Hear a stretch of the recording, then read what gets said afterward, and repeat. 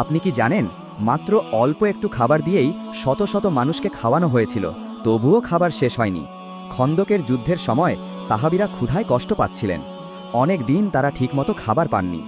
এই দৃশ্য দেখে জাবের রাদিয়াল্লাহু আনহুর মন কেঁদে উঠল। তিনি চুপি চুপি নবীজি সাল্লাল্লাহু আলাইহি ওয়াসাল্লামকে নিজের ঘরে দাওয়াত দিলেন। তার ঘরে ছিল সামান্য একটু আটা আর একটি ছোট ছাগল। তিনি ভেবেছিলেন নবীজি একাই আসবেন, কিন্তু নবীজি সাল্লাল্লাহু আলাইহি ওয়াসাল্লাম একা আসলেন না, তিনি সব সাহাবীদের সাথে নিয়ে এলেন। এত মানুষ দেখে জাবের রাদিয়াল্লাহু আনহু চিন্তায় পড়ে গেলেন। তিনি ভাবলেন, এত অল্প খাবারে এত মানুষ কিভাবে খাবে। তখন নবীজি সাল্লাল্লাহু আলাইহি ওয়াসাল্লাম খাবারের ওপর দোয়া করলেন। এরপর যা ঘটল তা ছিল এক মহান মুজিজা। শত শত সাহাবী সেই খাবার থেকে পেট ভরে খেলেন, কিন্তু আশ্চর্যের বিষয় হলো খাবার একটুও কমেনি, বরং আগের মতোই রয়ে গেল। সুবহান আল্লাহ!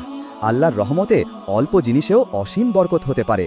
নবীজিকে ভালোবাসলে বলুন সুবহান আল্লাহ।